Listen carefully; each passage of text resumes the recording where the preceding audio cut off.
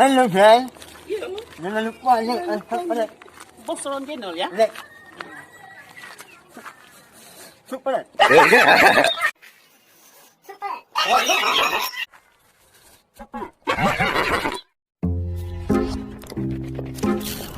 lupa like, share, comment, and subscribe. Kita nggak ada dengan bayar uang lagi. Uang kita kan udah dicopet sama pencopet itu. Ada lari terus kita. Kalau jumpa copet itu kita gidangin sampai mati. Ayo lari.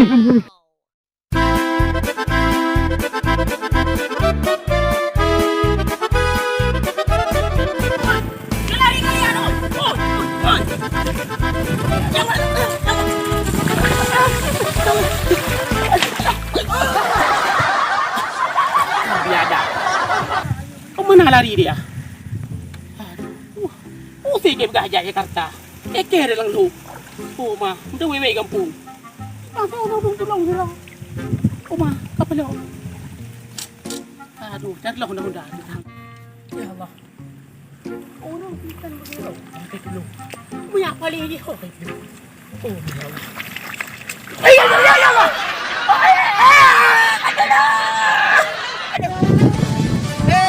Tolong tadi. Kecepet makan. Tolong. Ngapain mandi di sini? Ngapain mandi? Hai tolong, ini kereta. Mandi kok sama kereta orang sama ini kawan. Apa ni? Aduh kamu tengok. Hai tolong. Sarpat aku, mandi kok sama kereta. Tolong, cepet. Aduh. Hei, tolong. Ngapain minta lontong? Lontong. Tolong ini. Angkat bentar. Hah? Ini. Ngapain mandi sama Hei, diangkat, hei. Agak buka kau. Di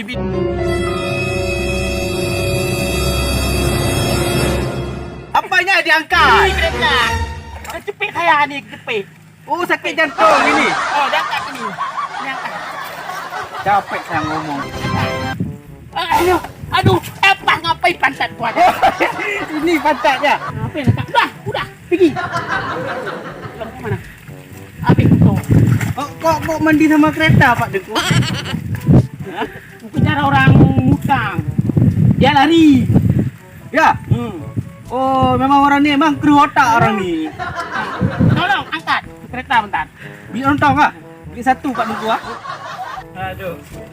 Perjuangan Pak Dengku ah. Ya. Ditolak.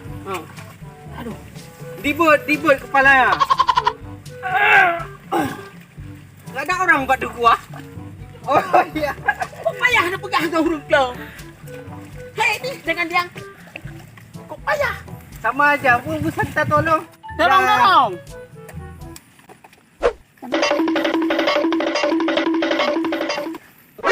Cari. Apa? Dorong. Apa usah kita tolong beri. Didorong. Buat ribut aja Pak Dengku ni. Ladang Pak Dengku ni ah. Ya. Aduh, gak jatuh lagi. Dipleset lagi. Ni macam mana ada orang Pak Dengku? Tolong. Aduh. Ya Allah. Ni. Jadi Pak Dengku ngapain masuk karet? Bukan ke paret. Pak Dengku, beli lontong. Ya. Bukan balik. Yuk.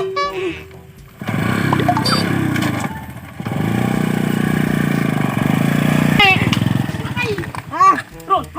Bilang beli lontong. Ron. Orang bantu kok enggak makasih. Tanda mogok tu. Macam mana Pak Dengku tu? Nepoknya udah keluar rasa kok kayak gitu akalnya. Macam ada. Pulang aja.